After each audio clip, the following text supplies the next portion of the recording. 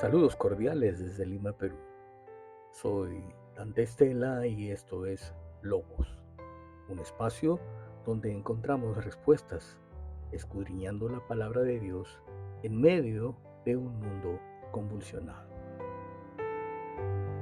Hace unas semanas, mientras la ciudad soportaba una intensa lluvia, recordé un episodio de mi vida que me ayudó a entender la forma como actúa Dios en los planes que tiene para nuestras vidas.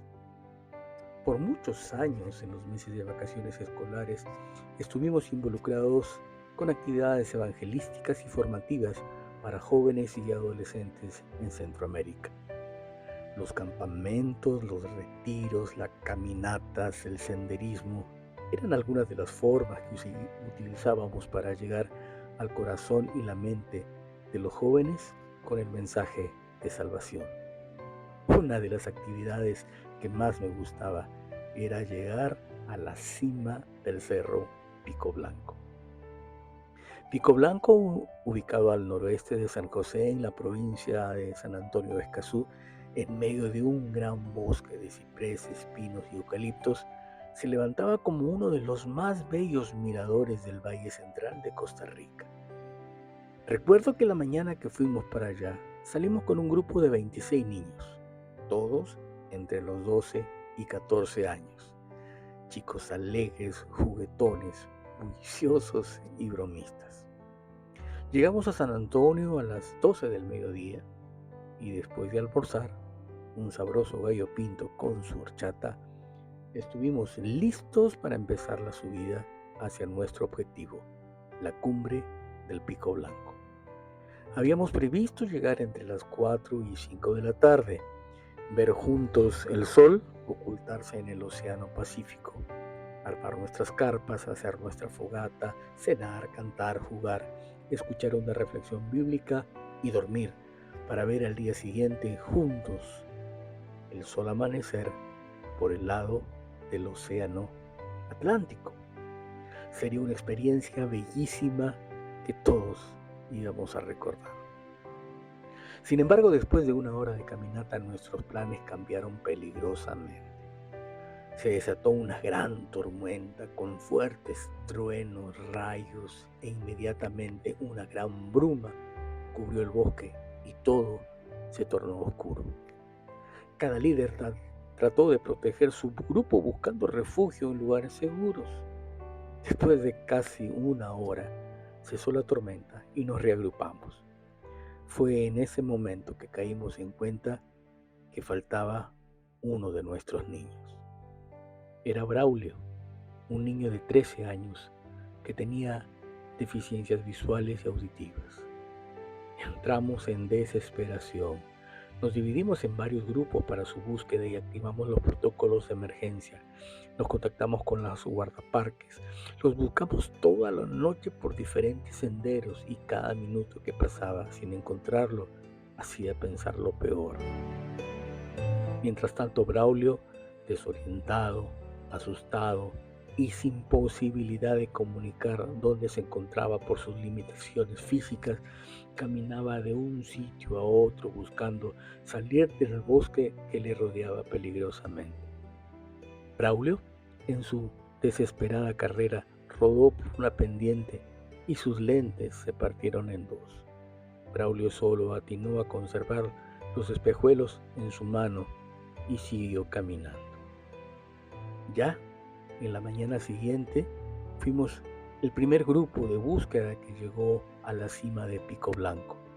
Eran ya casi las 9 de la mañana y todo estaba despejado.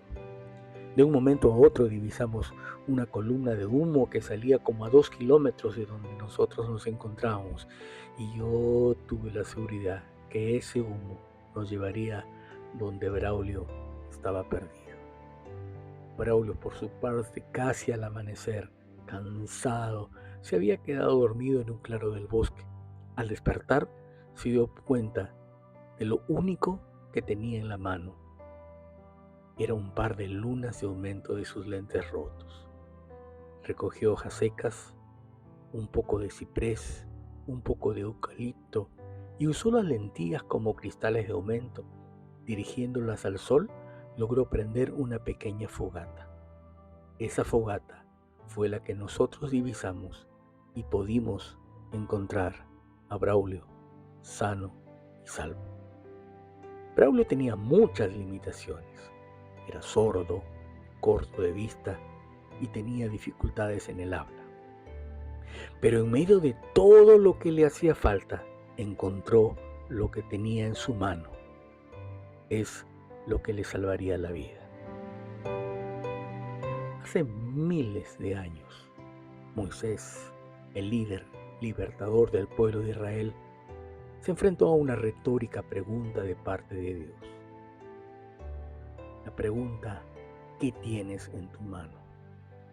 Era más que una simple interrogación, era una llamada a la reflexión, a reconocer un principio espiritual poderoso que nos invita a confiar en Dios y a valorar lo que Él ya nos ha dado. En el libro de Éxodo, en el capítulo 4, entre los versos 1 y 5, nos cuenta la historia y nos dice: cuando Dios llamó a Moisés para liberar a Israel, Moisés se sentía inseguro y comenzó a plantear muchas objeciones. Decía: ¿y si no me creen ni me escuchan? Encontramos un Moisés frágil, un Moisés de carne y hueso, que tenía miedos, dudas y que tendía a concentrarse en sus debilidades. Le era casi imposible pensar que si tenía algo en sus manos podría ser utilizado por Dios para enfrentar los desafíos de ser el libertador del pueblo de Israel. Dios nuevamente plantea la pregunta. Resuena en sus oídos nuevamente de una forma clara. ¿Qué tienes en tu mano? Moisés respondió: una vara. Lo que parecía un simple bastón de pastor, Dios lo transformó en una señal milagrosa, cuando lo convierte en serpiente y luego regresa a su estado original. Muchas veces creemos que necesitamos algo más para cumplir el propósito de Dios. Más recursos, más talento, más preparación. Sin embargo, Dios nos muestra que lo que ya tenemos en nuestras manos es suficiente si lo ponemos a su disposición. Puedes recordar, David venció a Goliat con una honda y piedras.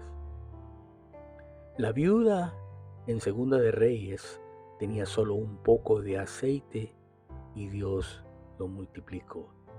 Jesús mismo alimentó a miles de personas solamente con 5 panes y 2 peces. Dios no siempre da cosas nuevas, sino que transforma y multiplica lo que ya tenemos. En nuestra vida de desafíos delante del Señor, nunca menospreciemos lo que ya tenemos. La vara de Moisés era algo ordinario, pero en las manos de Dios se convirtió en un símbolo de autoridad y poder. A veces menospreciamos nuestros dones, nuestras habilidades o recursos, pensando que no son suficientes. Sin embargo, Dios nos enseña que lo pequeño en sus manos puede hacer grandes maravillas. Moisés tenía miedo porque sentía que no era un buen orador ni líder. Pero Dios no le pidió habilidades extraordinarias, sino que usara lo que tenía, una simple vara. Muchas veces nosotros sentimos que no estamos preparados para la que Dios nos llama a hacer, pero Él solo nos pide que demos un paso de fe. Recuerda que la obediencia y la fe activan milagros.